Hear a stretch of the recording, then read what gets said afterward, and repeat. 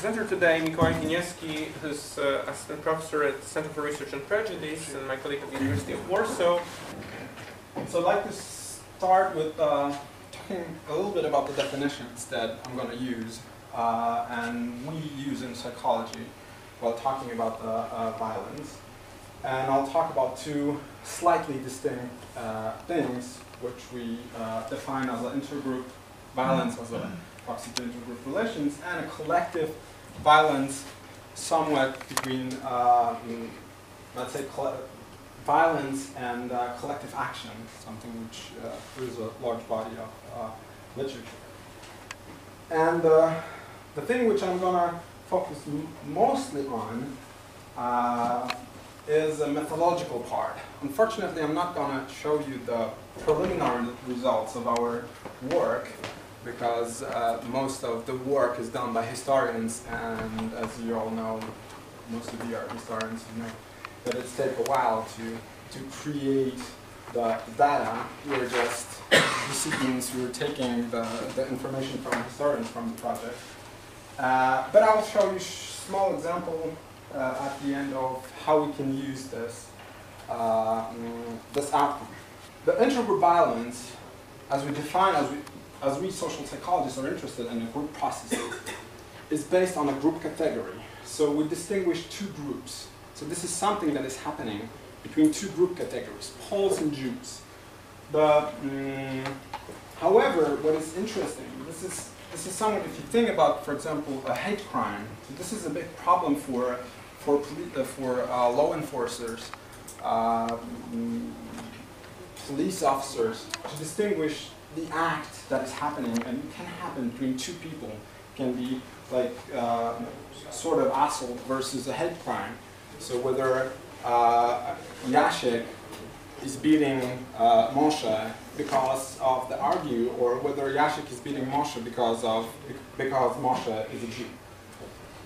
And this can happen between two people. So the importance here is the category, whether both of the participants or a group of the participants in this process are defined by the category, social categories they represent. From the other hand, the collective violence is partially related to intergroup violence because the categories are very important there, but it's sort of the action which is taken by a group of people.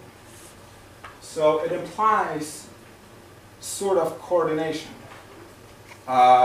Here we've talked about the definition of a pogrom and some of the definitions. We have a lot of problems with this definition, but some of the definitions imply that there is a sort of coordination, like state coordination. It's like Francois already said that it's induced by sort of the terror induced by the state, but someone is organizing it. In this concept, we don't really care whether it's a spontaneous erupt of violence, but if it's a spontaneous erupt of violence, it's still coordinated because there is a group of people which is acting in the name of their in-group, their category. Simple perspective, we have two groups. We have a group of, for example, Poles and Jews, or Ukrainians and Jews. This is a broad category. This broad category gives us several aspects that shed a light on the situation in which the violence erupts. First of all, the proportion of those two groups interplays when the violence erupts. This is certain sociological theories relate to this. I'll talk about them a little bit more. So the characteristics of those categories, whether they are very distinct, whether they are similar. This category distinctiveness is a very important aspect in any intergroup relations. So even some theories relate that the threatening of distinctiveness of your own category is a very important factor shaping your aggressive or negative reactions toward the outgroup. If the other group is becoming more similar to your group, and then you cannot distinguish them. The heterogeneity, this continuum of we are very similar one to another, or they are very similar one to another. And those two groups are distinct one from another. And then, of course, in the different places, in the different situations, where we have Orthodox community versus some indigenous people that, Christian people, and then we have communities which are more or less like the Warsaw, when we have mixed communities, and those groups have representatives of a different different aspects. The structural difference between the groups or the categories. So economical, the religious, political differences, or of course very simple, like proportions. And this is very different in different situations, in different acts of violence. We have small cities or small towns when majority of inhabitants are Jewish, and the non-Jewish population is rather small. And then we have cities in which the Jewish population is rather small in comparison to the rest of the groups. The structural aspect of the situation is who is actual group of perpetrators and who is actual group of victims. And we know that not full group category is perpetrating, but certain individuals or groups. And this is defining the act of violence, this specific situation. What might be interesting here in thinking about the violence is the specificity of both direct victims and direct perpetrators. For example, in terms of victims, very interesting work of Tlani and I don't remember the names of the rest of the associates. They've created a data set of victims of lynches in the southern states of the United States. It's a recent thing.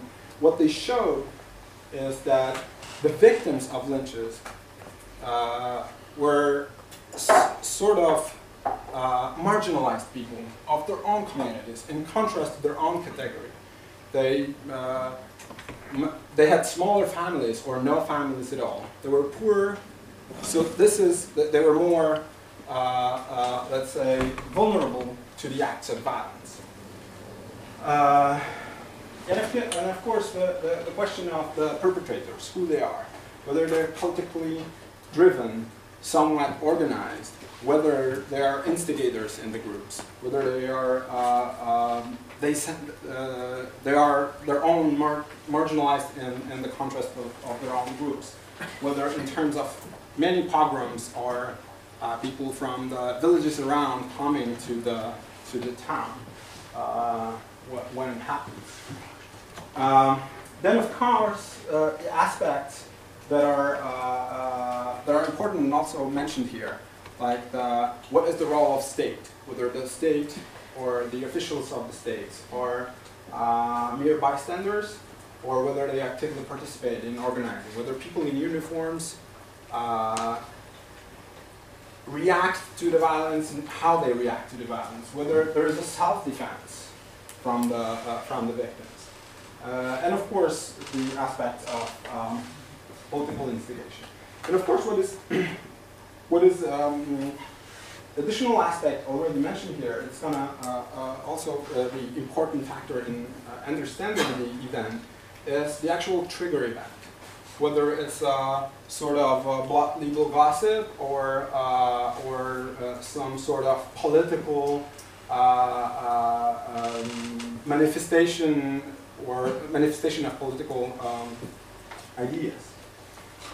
And then, of course, the aspect which is also very variant across the time and across the space is the role of bystanders, because you can understand people not participating in the act of violence as members of the category of perpetrators, but they can come from a different categories, social categories. What is the relations between those categories? Whether it's a majority or minority within the situation. And of course, the bystanders, we know it, for example, from studies on bullying or cyberbullying, that the bystanders have their moderating role. They can enforce the violence by mere presence. The more inactive bystanders, or even what we call active bystanders, someone who will pass the hammer, right? Someone who will organize, they actually enforce and legitimize the violence in some cases. They, to some extent, also define the violence, mere proportion of bystanders to perpetrators, whether they are active or inactive bystanders. They enforce the size of the mob or the legitimize. And of course, the dynamic within the situation. From the other hand, they have the moderators, so they have some tools, or from the perspective of bystanders who can perceive the aspects that minimize the violence, like protesting or helping behavior. What is interesting, and it's of course a bit different subject, but Barbara Harf in 2002 did her work on genocides. She analyzed several genocides in a quantitative manner, and what she showed that intervention of the third party, even political intervention, has the ability to minimize the violence. So this is all on the side of bystanders. So what we're looking for mechanisms that will explain the how from, for example, on an individual level, how from aggressive thoughts we're going to aggressive violent act, how from differentiating between one group from another comes to a pogrom, and the role of several psychological variables like cognitive aspects, how we perceive, how perpetrators perceive victims, what sort of scripts of actions they have, what sort of cognitive scripts, like, I think someone today mentioned it in the discussion after Francois' talk, is that how they knew how to act in this pogrom situation. This can be explained to some extent in what we in social psychology call the script. This is a script of pogrom, or the script of violence. This is how we analyze it. The emotions, of course. So the role of anger, role of fear, role of actually multiple negative emotions. The role of learning, the role of genes, or many other aspects that we can, to some extent, extrapolate on an intergroup level. Yeah, as I said. And what is interesting, as we think, is that this structural variables that we can observe analyzing history can be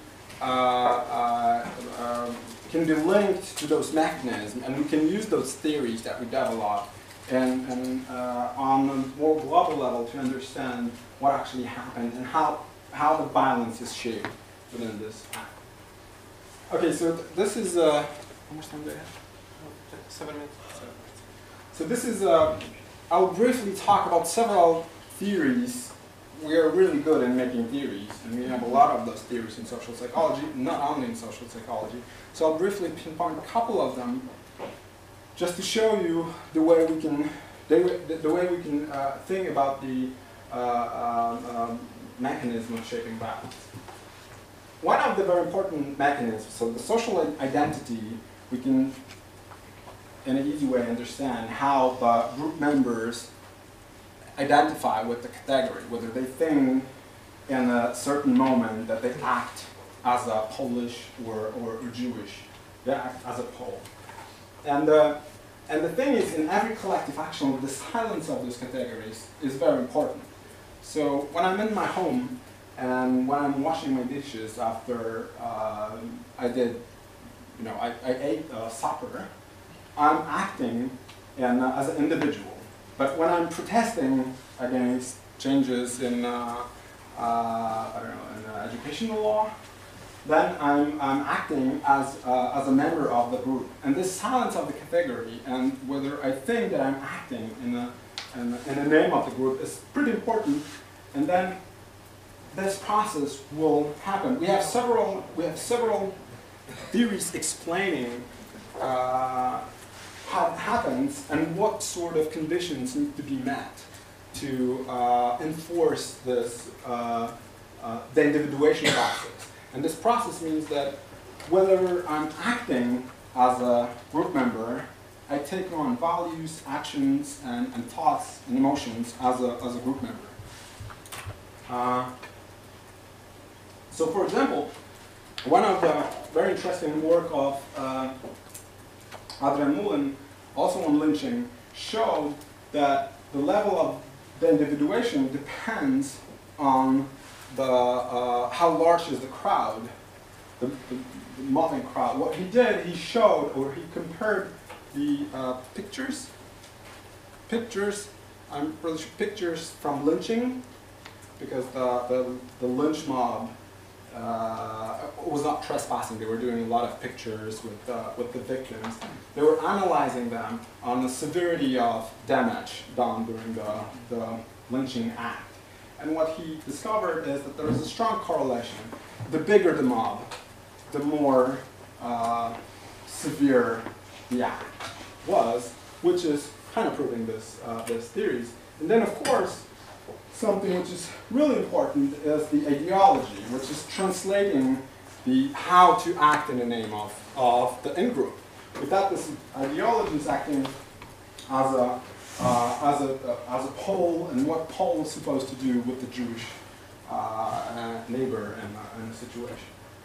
From the other hand, something which is completely opposite, and what is really worth to test is, for example, the theory, the sociological theory of a group or power threat, which the bottom line of it is that the majority group, while the minority group numbers increases, start to feel or perceive the threat from the minority group. So this theory actually assumes that the violence will erupt in the places when suddenly the number of minority or the victims increased, or in the area. Yeah, this is already said.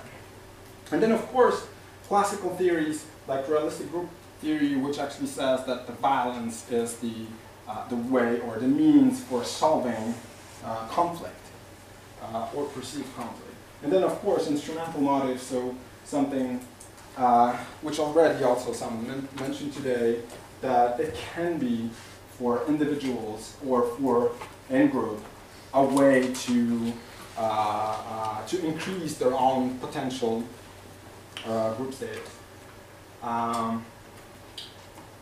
Classical thinking about the violence, this frustration aggression hypothesis says that needs to be some sort of needs to be frustrated in order to aggressive behavior and aggressive thought. And of course, there's a lot of studies on individual level frustration or group level frustration. Then we can complex it a bit more with the role of stereotypes, the perceptions of the in-group and out-group, and how these stereotypes actually translate which group to attack and which group is somewhat responsible for our situation, which goes back, which Peter Blake wrote in his work in 2002, which goes back to a bit more modernized theory of like scapegoat theory that we understand right now. Okay, I'll skip that. What are the biggest problems in studying the violence in preferred setting, the preferred by social psychologists setting? The first of all the collective violence, as we already showed a couple of pictures, we can understand in a complex manner that it's a complex phenomenon. It's a peak of some sort of process. Itself, it's a process. It's the pogrom erupts. It's have some time dynamics. The waves of pogroms, I know that you don't like the word, but then the waves of pogroms have their own dynamics, showing that the amount of pogroms increases and decreases in different times. The proximity to some Christian holidays and so on. This can be understood as a process itself, but this is a culmination or step in a process, because the outcomes of the pogroms also has a deep impact on the past pogrom intergroup relations and the communities. Okay.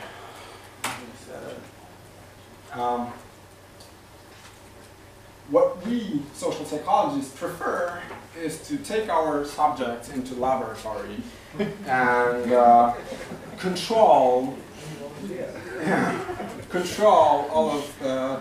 all of the alternative explanations in order to test our theories. And within collective violence, no one would like to be a subject, and no ethical comedy would allow for that. So, and this is actually an ethical problem, but this is an empirical problem, because if we cannot do it, we have to use some sort of proxies, and those proxies, like, distributing questionnaires with even the most refined questions are not even close to what a collective violence is in terms of this in-group process, in-group out-group process. So this is a very, very problematic thing. So we can access it only studying historical events, which we're not trained. We have absolutely no training in analyzing sources, and of course, the empirical studies. This is a string in numbers, so comparative monographies are a difficult thing, even if you switch from like within our project, right? So we have different eras, different places, different languages. So this is very, very difficult thing to do. And of course, as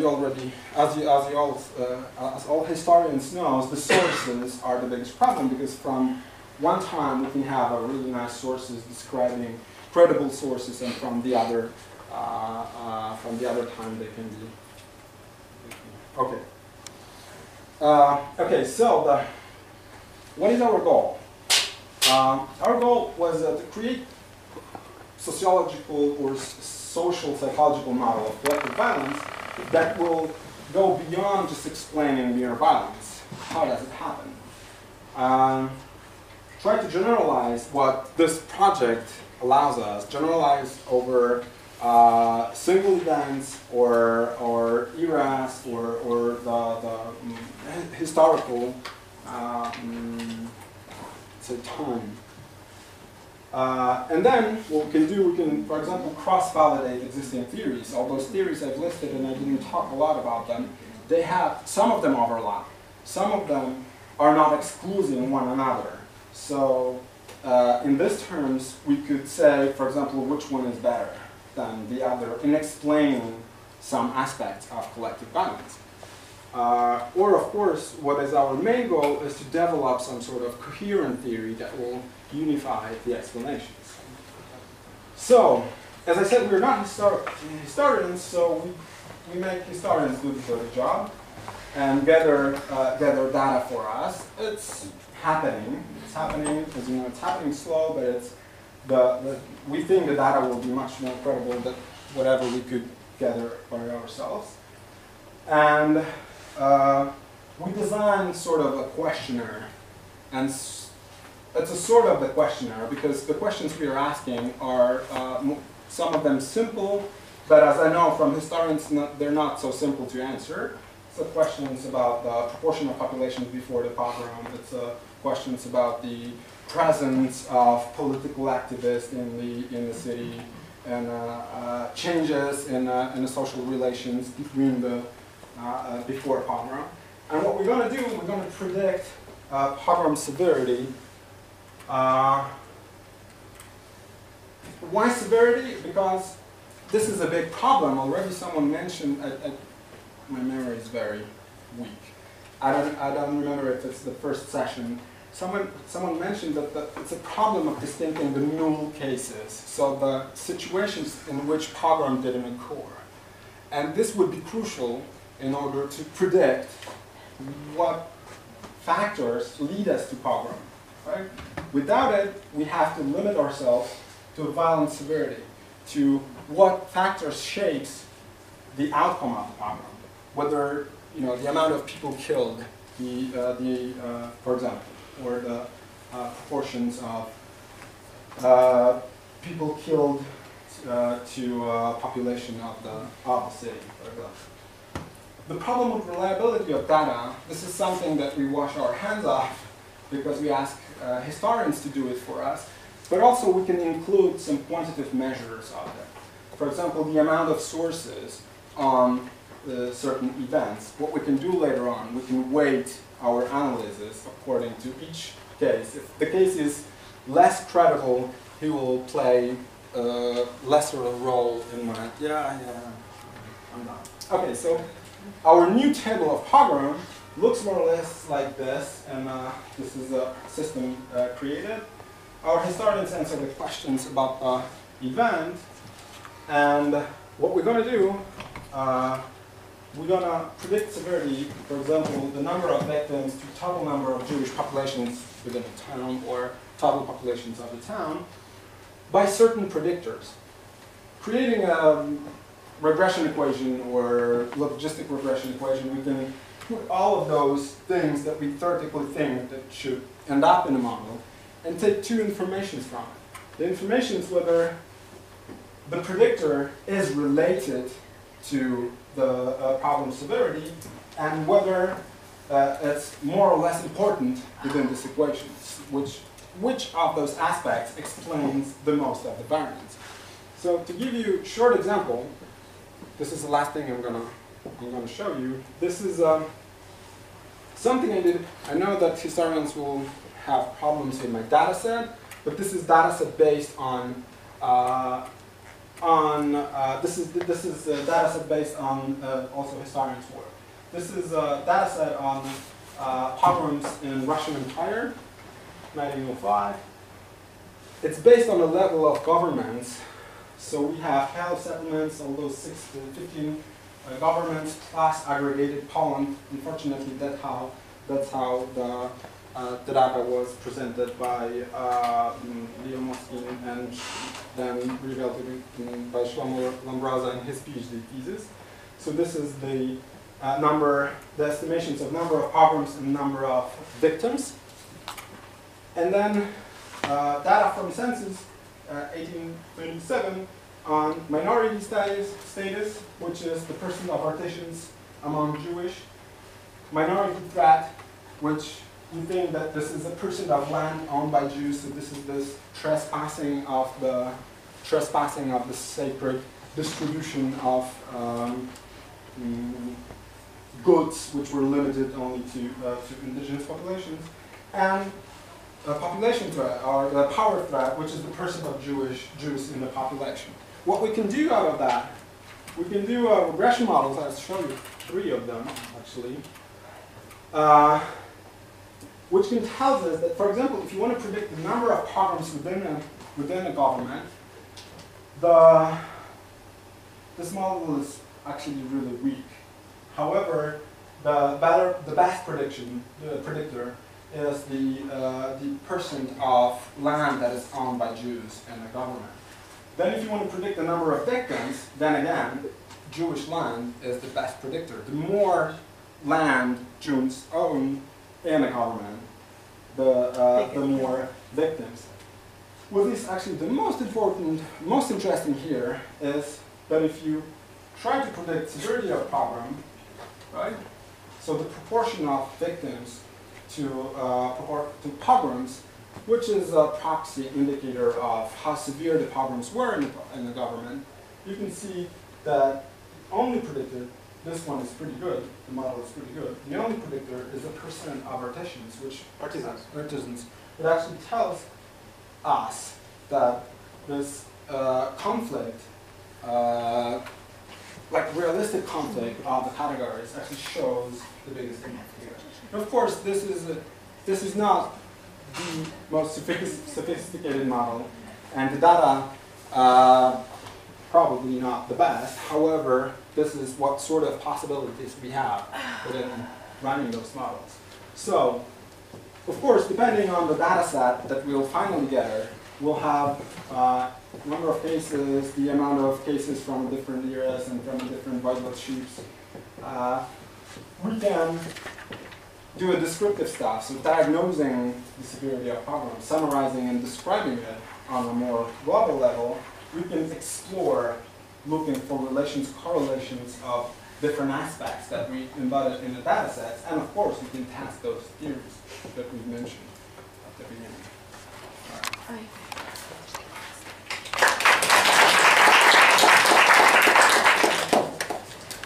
I have a question about learning. We had a how you investigate the learning curve of violence. One thing I didn't mention because I didn't want to put too much definitions parallel to each other. One thing which appears from the Russian map we did is that where you have places where violence occurs, the reoccurrence of violence is normally more severe. So you have something like it's getting from bad to worse, so to speak. This is true for Balta, this is true for Smela and a number of other places. We didn't study it systematically, but is this something you understand by learning, in the category of learning? Question one. Question two. I didn't hear the word gender. And I wonder if in the question of group constitution, gender categories play a role, because in many cases of interethnic violence, gender issues play a massive role. I mean, the whole lynching thing is in most cases you have perceived threat, the perceived threat which leads to the symbolic or to the violence taking place is based on transgression of group boundaries in romantic relationships. Okay, so answering the first question, the proxy of it is the study I've already mentioned of Barbara Harf. So one of the strongest predictor of genocide in her data set was pure ethnic violence. So this is actually, so this can be understood as learning. In terms of individual violence, learning is the process when you acquire at some point the script that allows you to, or you learn that violence can be a solution to different social situations like conflict. So this is how that's the framework. And yes, definitely I agree with the. I didn't mention about the gender. This is one of the aspects we're looking for. So, for example, which in pogrom violence, I think it plays a significant role, is the not only gender in terms of trespassing certain roles, but then within the victims. You can see that in many of the cases, the victims were females, which is in opposition to what you said about the lynching. And then, of course, it's if we think about theories talking about violence, collective violence, as a mean of social control, so this for sure would be an important factor. The gender and control, they're strongly connected. Professor David Angel was already presented this morning by direct scholars, so I will not review the presentation, and we're really honored to have it. First of all, I have come across a number of incidents in my years of work as a historian where I've said, here the wisdom of the historian ends, and we really need the help of a social psychologist. And now I hear a social psychologist saying that there are points in his research where he says, here my wisdom ends, and I really need the help of historians. I don't know how I feel about that. If I should be happy that someone is feeling the same professional discomfort, or if I should despair of the fact that social psychologists really aren't going to help me as I had always hoped they would. Whatever the case. There's been a lot said here. This is a session whose rubric is methodology, and so I'll concentrate my comments on methodological issues. I said in my own lecture that humanity can be divided into those who see words as their servants and those who see themselves as the servants of words, and I think that we can make that division in the 4 papers that we've seen here. Professor Greenberg's paper, Professor Genet's paper, both did what I would call giving service to the word pogrom. They were concerned with identifying what Professor Greenberg called the true nature of pogroms. They insisted that the word be applied only to incidents that demonstrate what they regard as that true nature. On the other hand, Dr. Kiek and Dr. Wieniewski didn't seem to be as interested in how to apply the word as they were in identifying certain sets of incidents that they think can, when they are analyzed together, tell them something that they want to know. So we might say that the first group of papers tries to define a word, whereas the second group of papers tries to define a category of analysis to which the word that is used as a shorthand symbol for it isn't particularly important. Now, anybody who heard me this morning knows that my own approach is closer to the second than it is to the first. It seems to me that gaining any kind of analytical clarity requires that groups of scholars who are interested in roughly similar sets of problems to be allowed to define categories in a way that's most likely to reveal the answers to one or another question that interests them. And it also requires that those categories be regarded as ad hoc formations. In other words, we can take apart the categories, regroup the elements that make them up as we wish according to the particular problems that we want to solve. Analytical clarity doesn't really require, surprisingly, defining terms independently of the categories that those terms are supposed to create. So, for example, Professor Stola mentioned an article that I published now 16, 17 years ago about violent incidents in Poland after the Second World War in which Jews lost their lives. That was how I defined the category. Didn't give it a name. Simply violent incidents in which Jews lost their lives. Now, that category that I was analyzing included certain events that would fit the definition of a pogrom that Dr. Greenberg gave. But it also included events that Professor Greenberg specifically excluded from that category, like brawls and taverns. Some of the events that I was interested in were attacks by neighbors, Professor Genet's fundamental characteristic of pogroms. Others were attacks by militias, others were attacks by criminals. Now, the reason that I defined my category in that way is that I wanted to know under what circumstances Jews in early post-war Poland were likely to lose their lives. Had I begun from the premise that pogroms and brawls must always be distinguished from one another analytically, then I couldn't have answered my question. I couldn't have done that analysis. Now, I'd say the same thing here.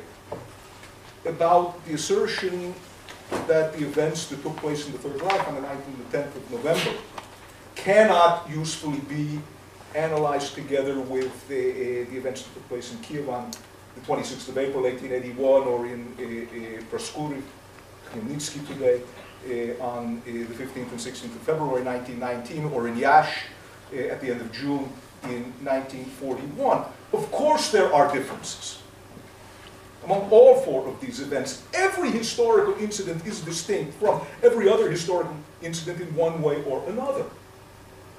But historical incidents also share features with other historical incidents. And whether one concentrates on the differences or on the similarities, and whether concentration on the differences or on the similarities is more productive depends upon the question you're asking and the problem that you want to solve. Here there are enough similarities among any two or three of these four events that I just mentioned to allow them to be divided into fewer than four subsets. Right? We can group them in groups of 2 or 3 or 4 in different ways. For example, in the last three, in Proskuriv, in Germany, 1938, in Yash, 1941, we have agencies claiming state authority that were empowering mobs to wield the instruments of violence in pursuit of certain state policy aims rather than using their own instruments of violence directly. Now, if you want to know under what circumstances states are likely to relinquish their monopoly on the means of violence, then it does make sense to consider these three cases together. And if they're to be considered together, there's no absolute and impregnable reason why they shouldn't have the same name. Then it doesn't necessarily have to be pogrom. It can just as well be tuna fish. Right? Or you can make up a nonsense syllable, or call it XP3 asterisk. Doesn't matter, if you need a label at all. But the way you compose categories, the way you join incidents together, is ad hoc and dependent upon the particular problem you're trying to solve. So, for example, Professor Greenberg has called attention to a set of events that he suggests were a function of the history of the modern nation state as it developed in Central and Eastern Europe and in the Middle East, a development that he calls somewhat retarded compared to developments in the West. Now, that helps direct attention to problems related to the formation of nation states in those parts of the world, and therefore distinguishing certain violent events that happened there from other violent events that happened in other parts of the world or at other times makes sense. But there were events that took place in other parts of the world that have their own histories of interethnic or interreligious violence, but that have a very different history of state formation, that share many features with the history of pogroms, as Professor Greenberg has described them, that could be analyzed productively together with Professor Greenberg's pogroms if one wanted to ask more generally the kind of questions that Dr. Wieniawski has been asking. I'm not thinking, in addition to the incident that was described by Professor Kokalska-Bakier this morning in Springfield, but we can talk about violence by whites against blacks in Atlanta in 1906, in Detroit in 1943. We can talk, as I suggested, of violence by Hindus against Muslims in India, in many, many places since the establishment of the Indian state in 1947. And we can go on and on, multiplying these examples.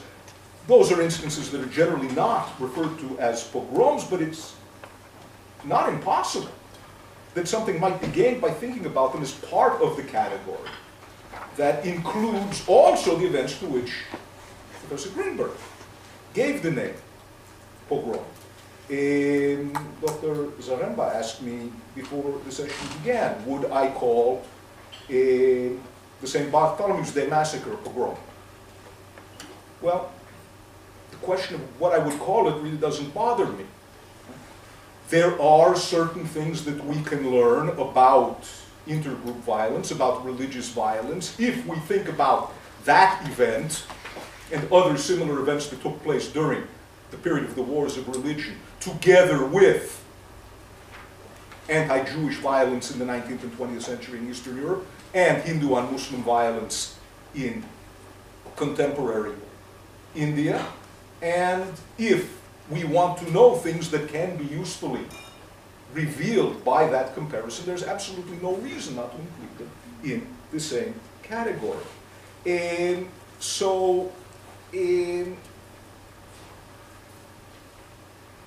all of this, I suspect, is very difficult to assimilate, because all of us have been brought up on the famous admonition by Voltaire, if you wish to converse with me, define your terms.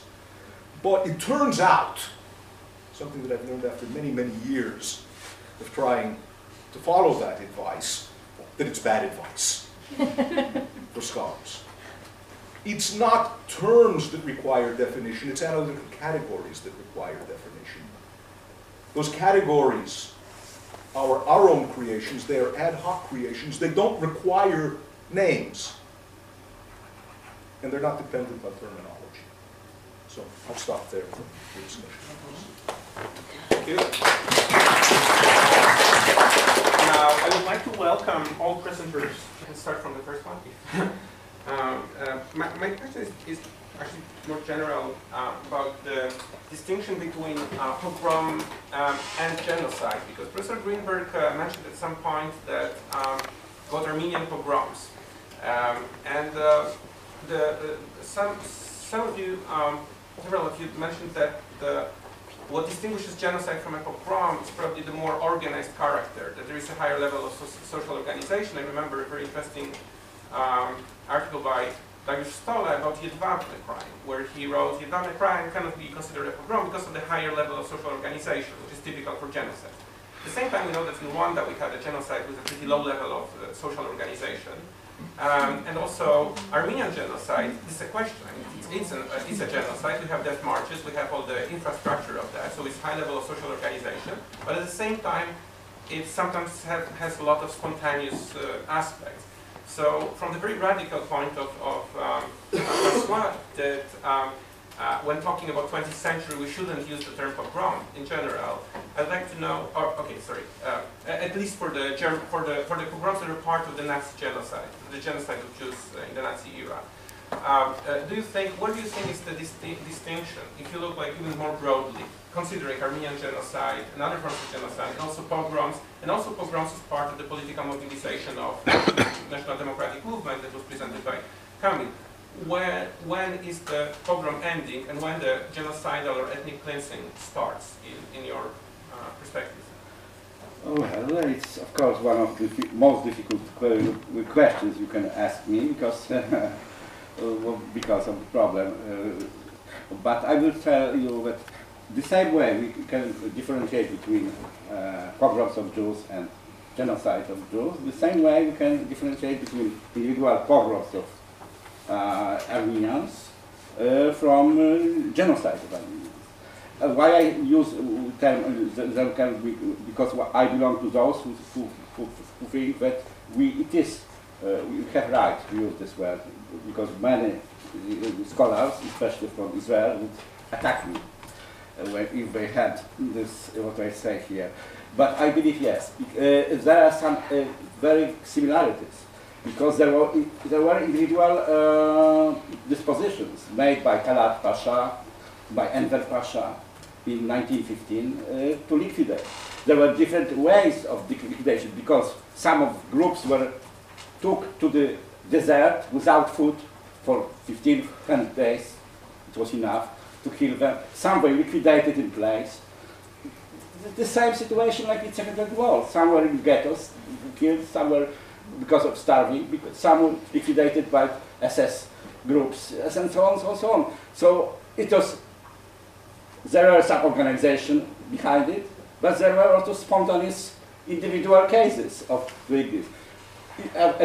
But there is genocide, but there were before and after there were individual cases of pogroms of Armenians, not only in Turkey, in Persia, in Karabakh, and so on and so on.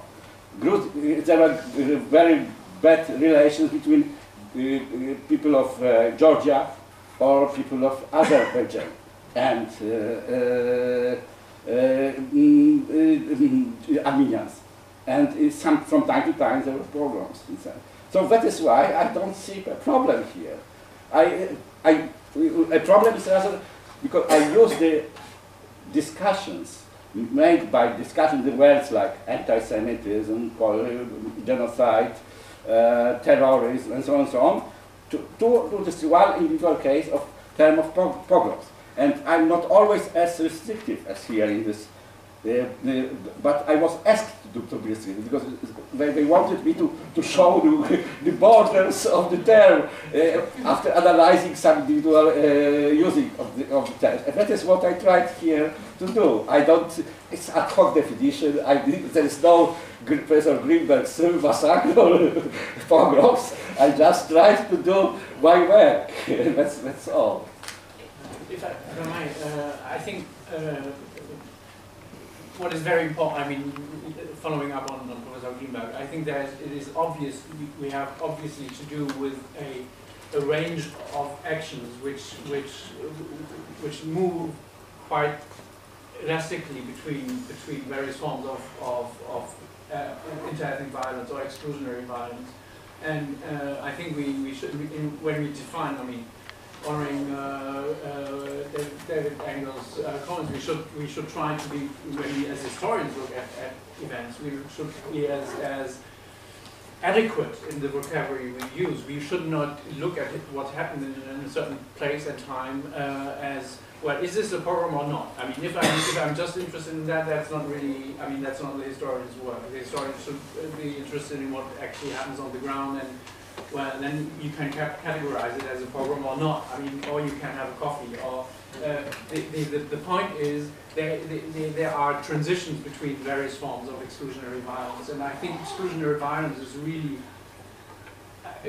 more and more. I think that the term of exclusionary violence is really the most helpful when we discuss as scholars, when we look at the material, when we look at the records.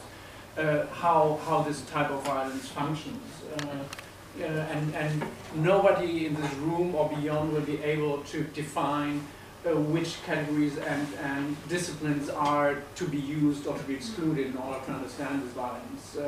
It is a violence which is ubiquitous, which has happened all the time, and which will always adapt to its new possibilities. I disagree with you that Rwanda didn't have a high degree of social organization. It was very, very sophisticated in its planning and its execution.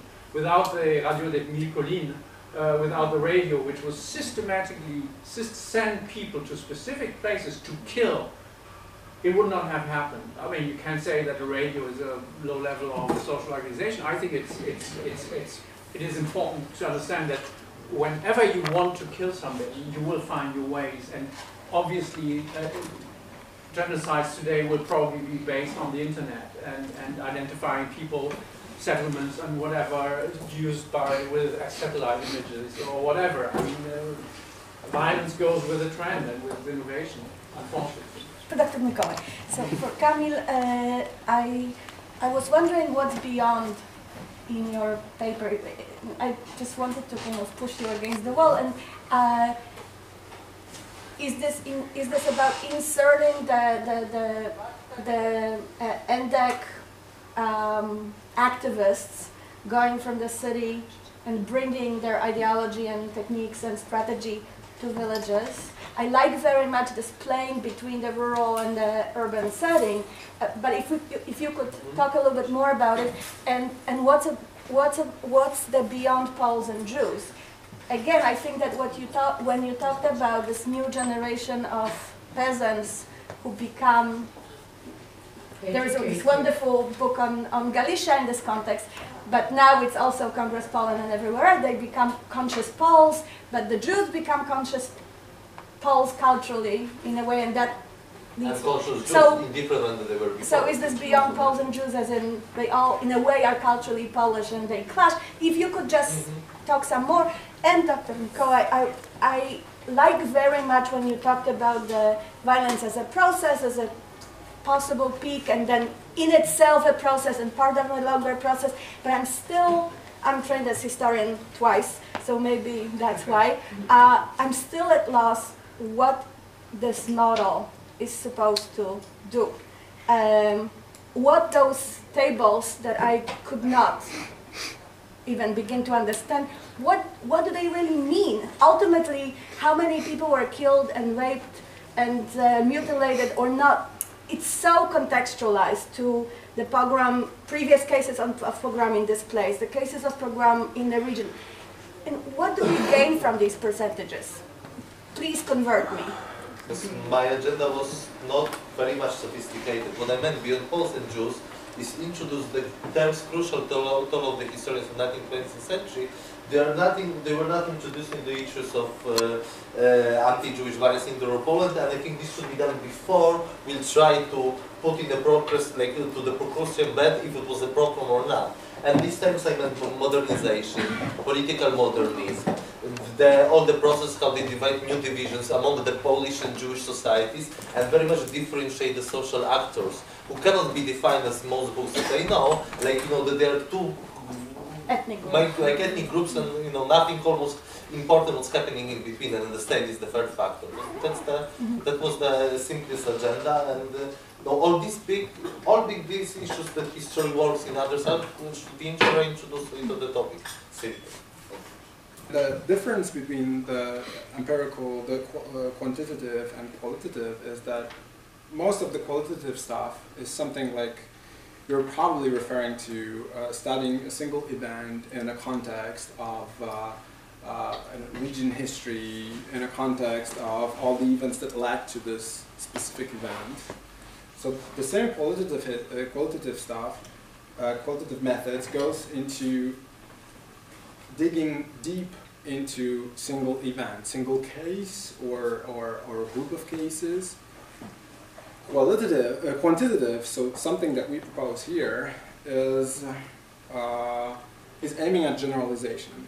So you're of course going to lose a lot of information, contextual information, specific to every single case that we put together. However, it's something like opinion polls. Opinion polls will tell you some distribution of opinions on politics of certain population, but of course will not go into deep every single opinion of every single individual in this population. We're gonna try to do the same. We're gonna go beyond this context. Those tables that I showed, we can understand them as simple correlations of numbers between the 16 categories, the original categories. It's not perfect, but it shows that depending on how you look at it, they are correlated or not. So we know that this percent of Jewish land in the government is related to amount of pogroms and amount of victims, but if you look at the proportion of victims to events, then the percent of artisans start to be important predictors. And of course, if you go deeper into it, you will be able to distinguish those relations with those simplifies indicators. So if we think about the percent of Jewish land owned in a government, that's a very, very crude measure of this, what we say, trespassing of the sacred values, right? This is just a mere number of percent of Jewish owners or Jewish land owned. But on a very general level, it can be attributed to, or the severity of problem can be attributed to this. So we're going beyond the. Yeah. But hopefully we can continue this at the coffee break and then at the next session. Thank you very much for joining. Thank you.